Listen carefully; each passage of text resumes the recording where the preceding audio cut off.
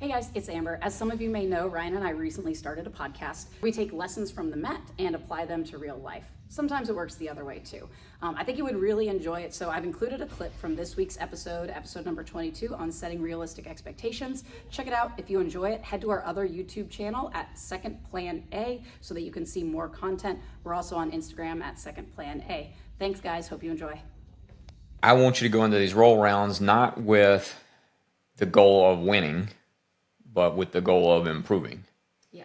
You know, if I only go into it with the goal of winning this match, this 4-minute round against this singular person, it's a very short-sighted way of looking at how, because I assume that you're there to actually get good at jiu-jitsu. If the goal is to get good at jiu-jitsu, then the goal in a rolling round should not be to win, because what does that really mean? It says you beat one person one day, one time. With the thing that I'm already good at, probably. You know, the thing that I'm already comfortable with, the thing that I already know how to do really well.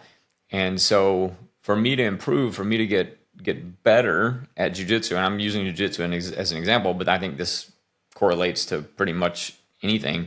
I have to do things that I'm not necessarily all that good at. I have to try those things and figure out why they might work for me and why they might not.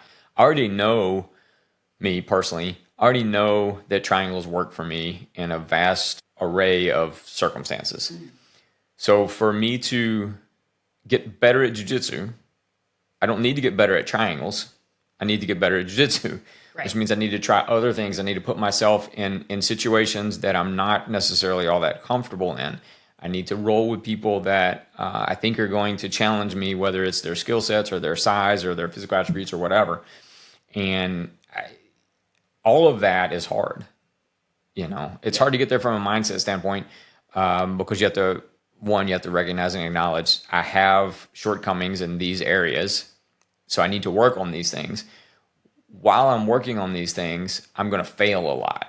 And that's a hard thing to come to grips with, especially in something like combat sports where failing a lot means you're being physically dominated by another human. This calls to mind a quote from a Mark Manson article where he says, achieving success in life is not nearly as important as our definition of success. Yeah. And he introduces the whole article with a satirical look essentially at Adolf Hitler, who, by certain definitions of success, was incredibly successful, but shouldn't be the type of success you're trying to emulate. Right. The way you define success should be based on your goals, which are improving in jiu-jitsu, not can I tap John, or whatever near-sighted singular mission that you get stuck on, and that myopic vision that we do end up getting stuck and focused on is where coaches come in to help pull you out of that. Yeah. I don't really care if you tap John today or whatever it is. I care that last week you kept pushing people off of you, extending your arms and getting arm barred. This week you kept your arms in, so you ended up getting hit with baseball bat chokes. But that's an improvement for you.